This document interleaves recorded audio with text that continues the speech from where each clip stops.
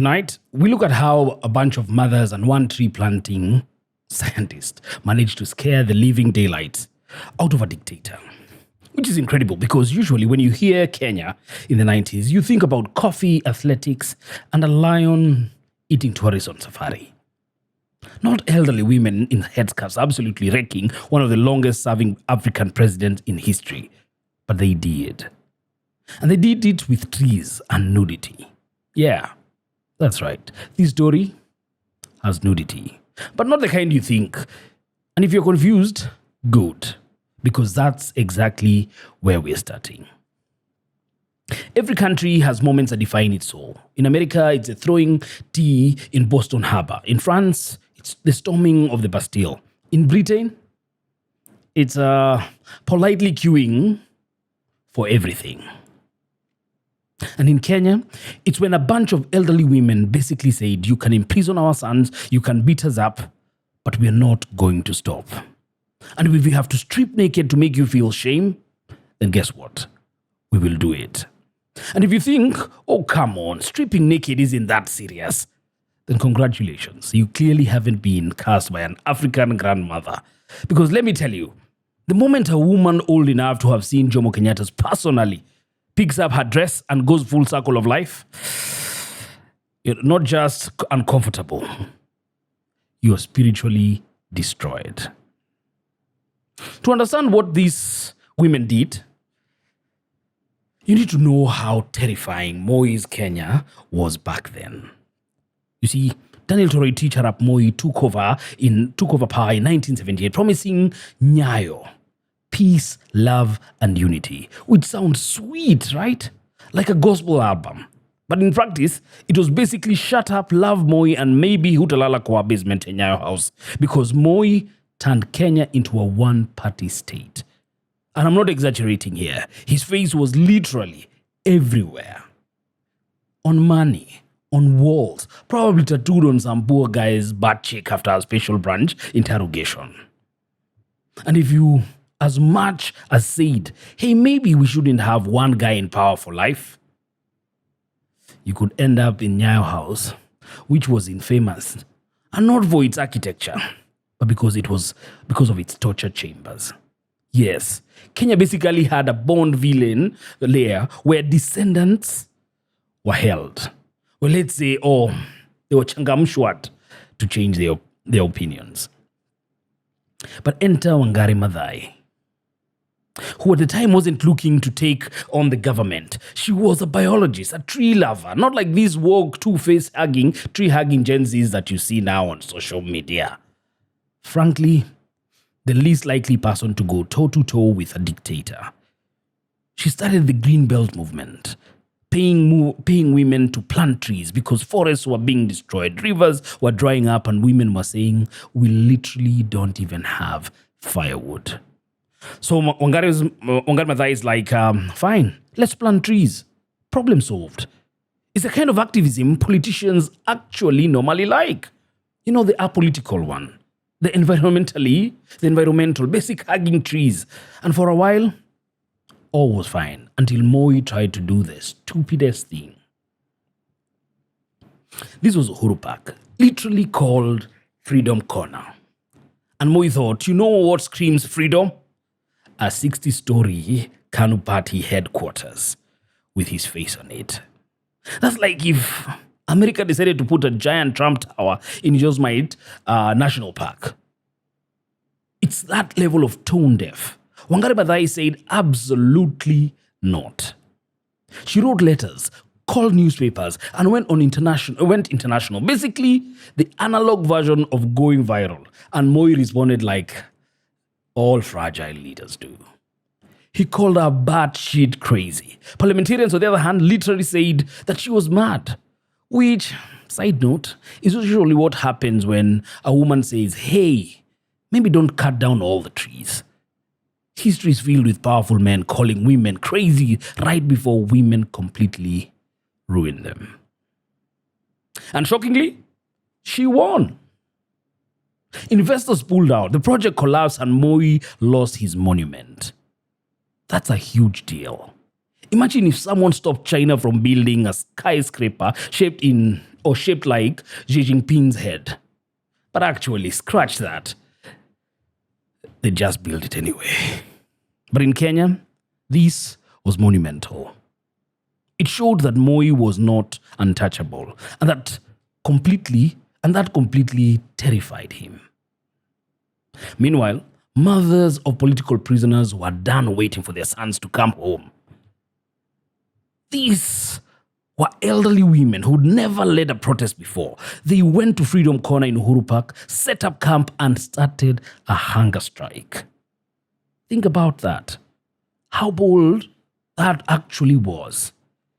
Kenya under Moi was not a place where you casually protested, but they sat there day after day, daring the government to move them. And then when Wangari Maathai joined them, merging environmental activism with human rights activism is as one big middle finger to Moi, all hell broke loose. And on March 3rd, 1992, riot police stormed Freedom Corner, tear gas grandmothers, and clubbed Wangari Maathai unconscious.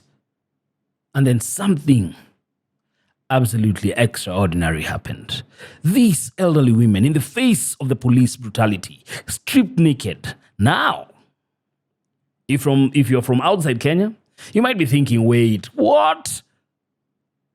But in Kenya, an older woman stripping in front of you isn't erotic. It's a curse. It's basically saying, you have dishonored me, my ancestors, and probably your ancestors too, and may your crops fail for generations. It was so grotesque that it worked. The police actually backed off. Think about that. Riot police, trained to smash skulls, retreated because of elderly nudity. That is objectively incredible.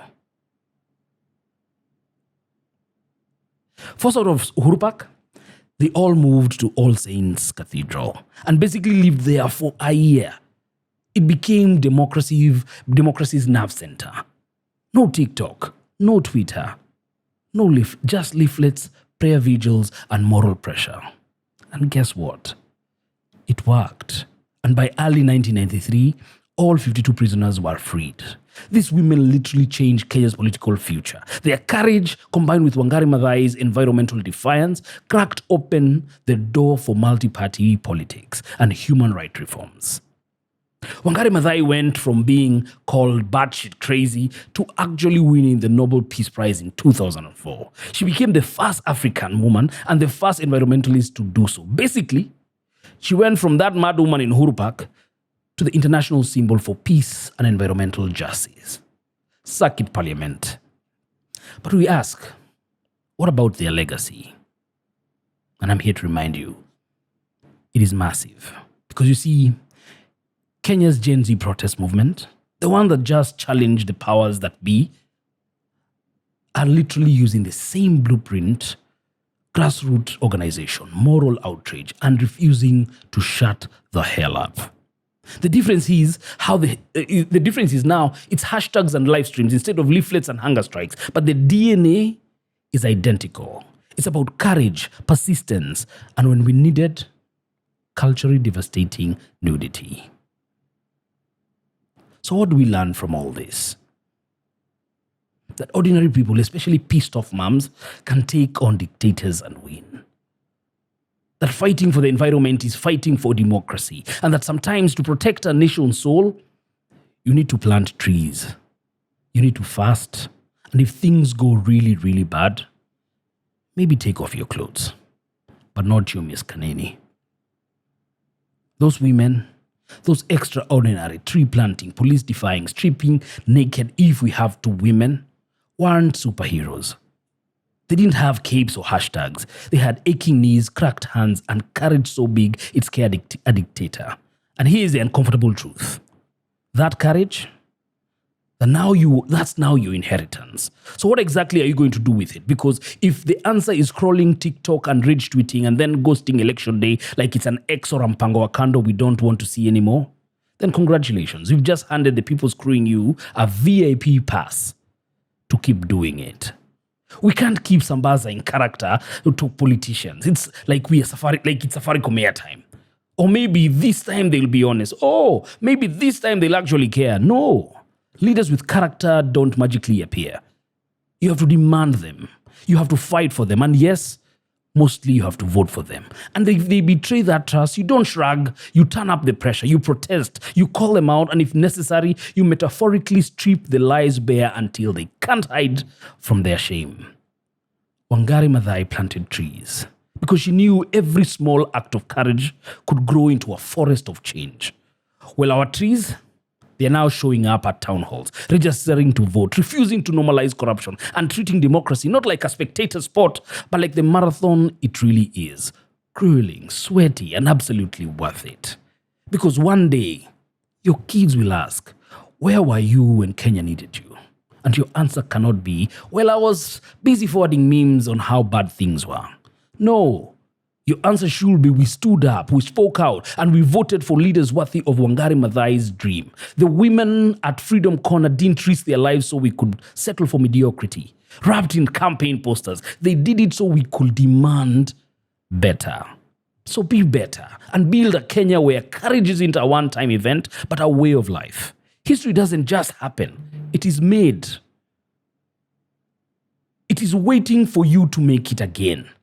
So let's plant our trees. Let's pressure this regime.